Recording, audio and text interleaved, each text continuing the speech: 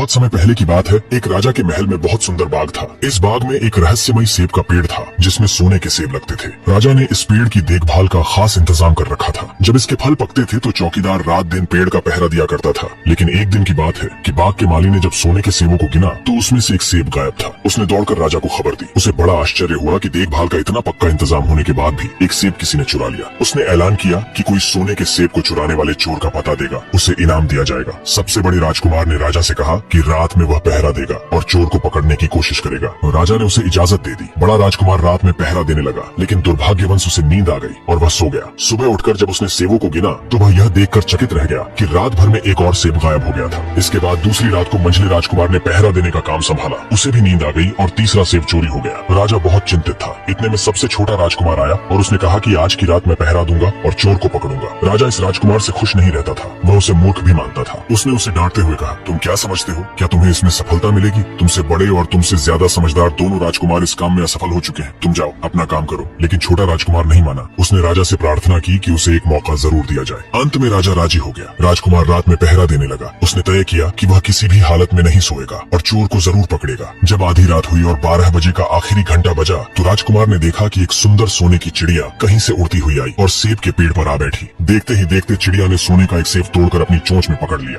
राजकुमार ने फौरन निशाना साधकर तीर चला दिया, लेकिन तीर चिड़िया को नहीं लगा और वह पंख फड़फड़ाकर उड़ गई। हाँ, इतना अवश्य हुआ कि उसका एक सुनहरा पंख टूटकर जमीन पर आ गिरा। दूसरे दिन राजकुमार ने राजा को सारी बात कह सुनाई और वह सोने का पंख उनके सामने रख दिया। पंख इतना सुंदर और कीमती था कि राजा उसे देखता ही रह गया और उसने कहा, अगर उस चिड़िया का एक पंख इतना सुंदर है तो वह पूरी चिड़िया कितनी सुंदर होगी। मैं चाहता हूँ कि उस चिड़िया को कोई पकड़ कर लाए। सबसे पहले बड़ा राजकुमार इस काम के लिए रवाना हुआ। चलते चलते वह एक जंगल में पहुंचा। वहाँ उसने एक नरभक्षी राक्षस को आराम करते हुए देखा। राक्षस ने राजकुमार से कहा, मुझे पता है कि तुम सोने की चिड़िया की खोज में निकले हो। तुम मेरी राय मानो तो तुम्हारा काम जल्दी ही पूरा हो जाएगा। तुम इसी रास्ते से सीधे चले जाओ। शाम होने पर तुम एक गांव में पहुंचोगे। वहाँ तुम्हें आमने सामने 2 सराय मिलेंगी। एक सराय खूब सजी सजाई और सुंदर सी होगी, लेकिन तुम उसमें मत ठहरना। तुम उसके सामने वाली दूसरी सराय में ठहरना, जो बहुत मामूली और देखने में भी भद्दी सी होगी। ऐसा करने पर तुम्हारा काम आसानी से पूरा हो जाएगा। राक्षस की बात सुनकर राजकुमार ने कहा, मुझे तुम्हारी सलाह की जरूरत नहीं है। यह कहकर राजकुमार आगे चलता गया। शाम को जब वह एक गांव में पहुंचा तो उसने देखा कि वहाँ मार्ग के किनारे सचमुच 2 सराय थी। उनमें से एक सराय खूब सजी सजाई थी और उसके अंदर से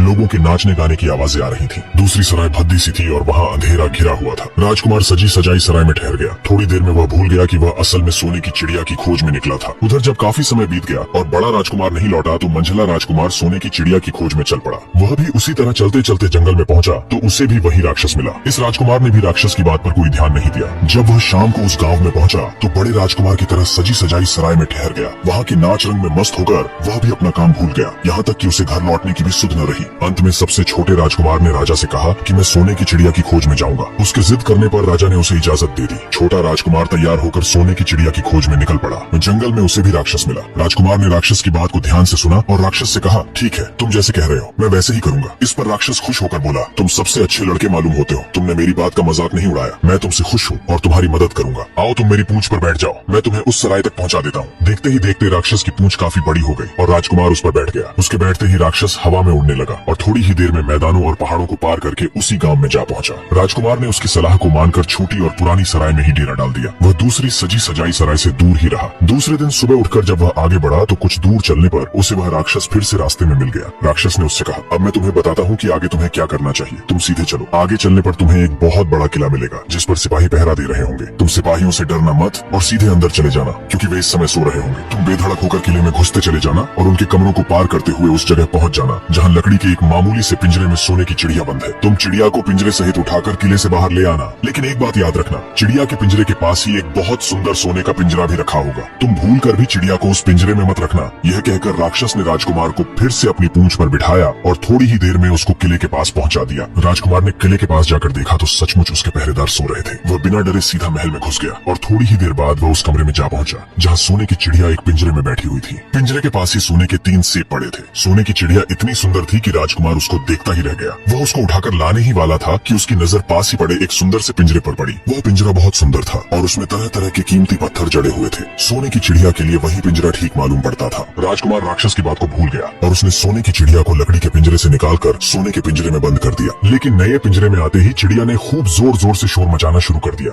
राजकुमार पिंजरे को उठाकर कमरे से बाहर भी नहीं निकल पाया था कि बहुत सारे सिपाही कमरे में घुस आए और उन्होंने राजकुमार को पकड़ लिया। अब राजकुमार को अपनी भूल का पता चला। सिपाही सिपाही उसे खींचते हुए राजा के दरबार में ले गए। राजा के पूछने पर राजकुमार ने सारी बात कह सुनाई। राजा बोला, तुम मेरे महल में चोरी करने के लिए आए थे, मैं तुमको माफ नहीं कर सकता, तुम्हें फांसी की सजा दी जाएगी, लेकिन मैं तुम्हें एक मौका देता हूँ। अगर तुम मेरे लिए सोने का घोड़ा ला दो तो मैं न सिर्फ तुम्हें छोड़ दूंगा बल्कि सोने की चिड़िया भी तुम्हें दे दूंगा। राजकुमार को अपनी जान बचाने के लिए राजा की शर्त माननी पड़ी। अब वह सोने के घोड़े की तलाश में निकला। किले के बाहर जाने पर उसने देखा कि राक्षस उसका इंतजार कर रहा है। उसने राक्षस को सारी बातें बताई। राक्षस ने निराश होते हुए कहा, मैं अब तुम्हारी कोई मदद नहीं करूंगा, तुमने मेरे कहे अनुसार कार्य नहीं किया। राजकुमार बोला, इस बार मुझे माफ कर दो, मुझसे गलती हो गई, मेरा काम तुम्हारी सहायता के बिना नहीं चलेगा। मुझे राजा ने सोने का घोड़ा लाने के लिए कहा है, वरना वो मुझे फांसी पर चढ़ा देगा। राक्षस ने कहा, खैर मैं तुम्हें माफ करता हूँ, अब तुम ऐसा करो कि मेरी पूंछ पर बैठकर सीधे चलो। कुछ दूर जाने पर तुम्हें एक दूसरा किला मिलेगा। उसी किले की घुड़साला में तुम्हें सोने का घोड़ा बंधा हुआ मिलेगा, लेकिन एक बात याद रखना, वहाँ घोड़े के पास ही घोड़े पर कसने के लिए 2 जीनें रखी होंगी। उसमें से एक तो पुरानी चमड़े की जीन होगी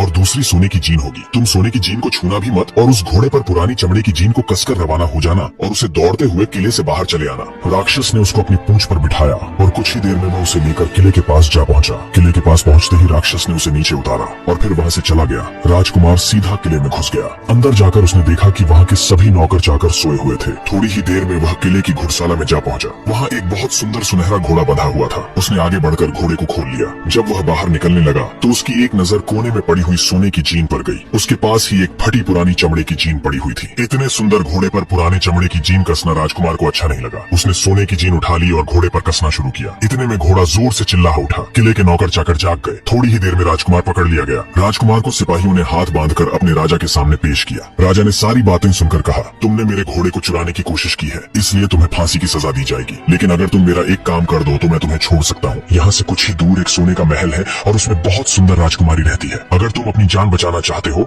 तो उस राजकुमारी को मेरे पास ले आओ, तुम्हें इनाम में ये सोने का घोड़ा दे दूंगा। बेचारा राजकुमार, वह फिर से एक नई मुसीबत में फंस गया। उसे मजबूर होकर राजा की शर्त माननी पड़ी। अब वह सोने के महल की खोज में निकला। कुछ दूर चलने पर उसे वह राक्षस मिला। पता नहीं कैसे राक्षस को सारी बातें मालूम हो गई थी। वह बोला, देखो तुमने इस बार भी मेरी बात नहीं मानी, मेरी बात मान जाते तो यह नई मुसीबत तुम्हारे गले नहीं पड़ती।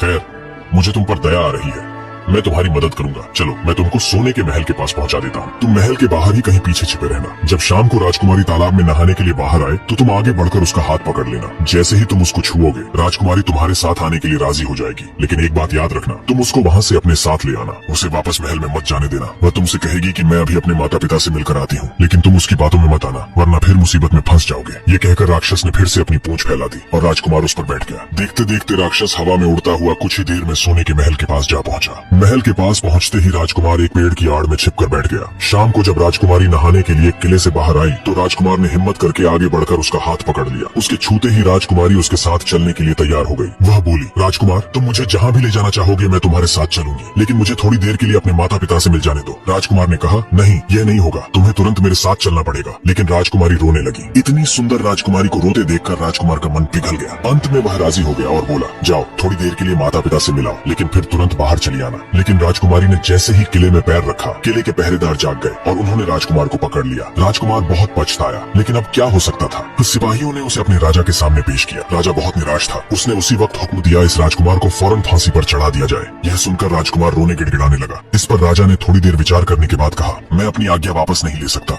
लेकिन अगर तुम मेरा एक काम कर दो तो तुम्हारी जान बच सकती है। हमारे किले के ठीक सामने ये जो बड़ा पहाड़ है, इसके कारण हमारे किले की सुंदरता नष्ट होती है। अगर तुम 8 दिन में इस पहाड़ को खोद कर साफ कर दो तो मैं तुम्हें क्षमा कर दूंगा और राजकुमारी का विवाह तुम्हारे साथ कर दूंगा। राजकुमार किले के बाहर आकर पहाड़ को देखने लगा। उसके हाथ में एक छोटी सी कुदाली थी। उसकी समझ में नहीं आ रहा था कि इतना बड़ा पहाड़ 8 दिन में वह कैसे खोद सकेगा। फिर भी उसे अपनी जान तो बचानी ही थी, इसलिए वह पहाड़ खोदने लगा। धीरे धीरे 7 दिन बीत गए। इतने दिन तक लगातार खोदने पर भी पहाड़ का सिर्फ एक कोना ही खोद सका। वह दुखी होकर बैठ गया। उसे अब अपने आप पर बहुत अधिक क्रोध आ रहा था। वह मन में कहने लगा कि अगर मैंने उस भले राक्षस की बात मान ली होती तो कितना अच्छा होता। राजकुमार इस तरह सर झुकाए बैठा ही था कि अचानक उसे अपने पैरों के पास राक्षस की पूंछ हिलती दिखाई दी। उसने नजर उठाकर देखा, सचमुच वही राक्षस खड़ा था। राक्षस ने मुस्कुराते हुए कहा, क्यों, क्या हाल है? इस बार तो तुम्हारी मदद करने की मेरी जरा भी इच्छा नहीं थी, लेकिन मैं 7 दिन से तुमको पहाड़ खोदते हुए देख रहा हूँ। मुझे दया आ गई और मैं तुम्हारी मदद के लिए चला आया। जाओ, तुम बहुत थक गए हो, सो जाओ, मैं थोड़ी ही देर में तुम्हारा काम पूरा कर दूंगा। वह चुपचाप उठकर एक तरफ सोने चला गया। थोड़ी ही देर में उसे नींद आ गई। सुबह जब वह सोकर उठा तो उसे अपनी आंखों पर विश्वास नहीं हो रहा था। वहाँ कहीं भी पहाड़ का नाम नहीं था और महल का सुंदर दृश्य दिखाई दे रहा था। राजकुमार सीधा राजा के पास पहुंचा।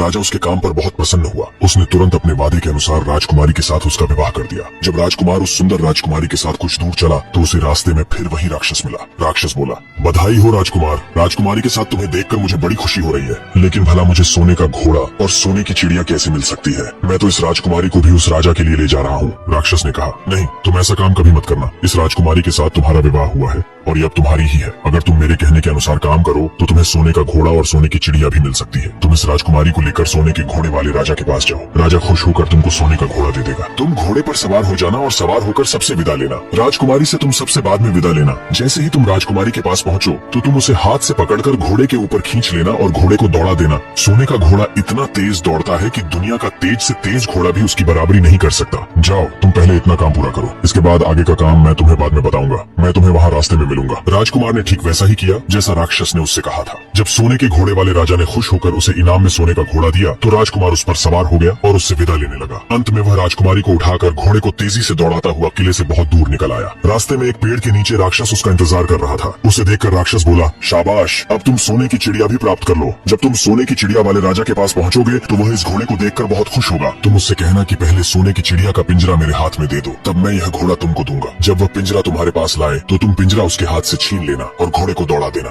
बस ऐसे चिड़िया तुमको मिल जाएगी और कोई तुम्हें पकड़ भी नहीं सकेगा। इस बार भी राजकुमार ने ठीक वैसा ही किया। वह राजकुमारी के साथ ही घोड़े पर बैठा रहा और जब राजा ने उसके हाथ में सोने की चिड़िया का पिंजरा दिया तो देखते ही देखते घोड़े ने एड़ मार दी और सोने का घोड़ा हवा से बातें करने लगा। कुछ दूर चलने पर राक्षस उसे मिला। राजकुमार ने उससे कहा, तुमने मेरी बड़ी मदद की है। तुम्हारी वजह से मुझे न सिर्फ सोने की चिड़िया मिली बल्कि सोने का घोड़ा और इतनी सुंदर राजकुमारी भी मिल गई। बताओ, मैं तुमको क्या इनाम दूं? मैं तुमको कुछ न कुछ जरूर देना चाहता हूँ। राक्षस ने कहा, अगर तुम खुश हो तो मेरा एक काम कर दो, तुम एक तीर चलाकर मुझे मार दो। इस समय तुम यही सबसे बड़ा काम मेरे लिए कर सकते हो। राजकुमार ने कहा, भला यह कैसे हो सकता है? तुमने मेरी इतनी मदद की और मैं बदले में तुम्हें मार दूं? मुझसे यह नहीं होगा। यह सुनकर राक्षस बड़ा दुखी हुआ और बोला, अगर तुम मेरा यह काम नहीं कर सकते तो फिर ठीक है, जाओ, लेकिन मैं तुम्हारी भलाई के लिए ही कह रहा हूँ कि तुम दो बातें जरूर याद रखना। एक तो तुम किसी कुएं की दीवार पर मत बैठना और दूसरी बात, तुम ऐसे लोगों के लिए धन मत खर्च करना जिन्हें फांसी मिलने वाली हो। राजकुमार बोला, अरे तुम भी अजीब हो, तुम्हारी बातें मेरी समझ में ही नहीं आती। भला मैं कभी कुएं की दीवार पर क्यों बैठूंगा और ऐसे आदमियों पर धन क्यों खर्च करूंगा जिनको फांसी दी जाने वाली हो? लेकिन राक्षस ने उसकी बात का कोई जवाब नहीं दिया और अलविदा कहकर वहाँ से चला गया। राजकुमार सोने का घोड़ा दौड़ाता हुआ आगे बढ़ा।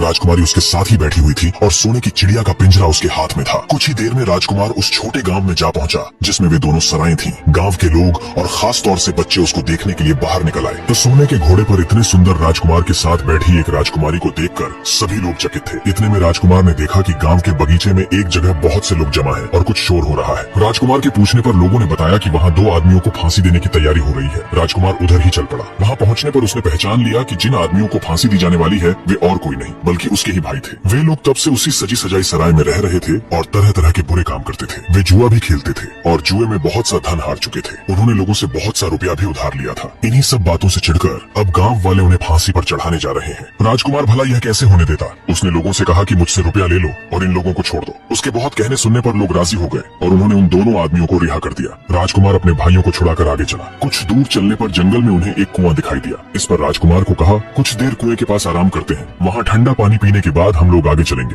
राजकुमार राजी हो गया। अब तक वह यह भी भूल चुका था कि राक्षस ने विदा होते समय उससे क्या कहा था। वह घोड़े से उतरकर कुएं की दीवार पर बैठ गया और आराम करने लगा। उसके दोनों भाइयों ने मौका देकर उसे कुएं में धकेल दिया। इसके बाद उन्होंने घोड़े पर राजकुमारी को बिठाया और सोने की चिड़िया का पिंजरा लिया और वहाँ से चल दिए। कुछ ही देर में वे लोग अपने राज्य में लौट आए। घर लौटकर उन्होंने राजा से कहा, हम लोग सोने की चिड़िया को पकड़ लाए हैं। इसी चिड़िया ने हमारे बाग में से सोने के सेब चुराए थे। इसके साथ ही हम एक यह सोने का घोड़ा और राजकुमारी भी लाए हैं। राजा बहुत खुश हुआ। सारे राज्य के लोग खुशियां मनाने लगे, लेकिन राजकुमारी खुश नहीं थी। वह हर समय रोती रहती थी। उसने खाना पीना छोड़ दिया। यही नहीं, घोड़े ने भी दाना पानी बंद कर दिया और सोने की चिड़िया भी उदास रहने लगी। राजा ने बहुत कोशिश की, लेकिन न तो वह राजकुमारी खुश हुई और न सोने के घोड़े और सोने की चिड़िया ने दाना पानी खाना शुरू किया। उधर छोटा राजकुमार कुएं में गिर गया, लेकिन वह मरा नहीं था। कुआं बहुत गहरा था, लेकिन उसमें पानी बहुत कम था। वह कुएं में बैठा बैठा अपने भाग्य को कोसता रहा। अब उसे फिर उसी राक्षस की याद आई और वह पछताने लगा कि अगर मैंने उसका कहना मान लिया होता तो आज मैं मुसीबत में नहीं फंसता। राजकुमार ने जैसे ही राक्षस को याद किया, राक्षस न मालूम कैसे कुएं के मुंह पर आ पहुंचा और बोला, देखो राजकुमार, मैंने पहले ही तुम्हें समझाया था कि किसी कुएं की दीवार पर मत बैठना और ऐसे आदमियों की मदद मत करना जिन्हें फांसी दी जाने वाली हो, लेकिन तुम नहीं माने।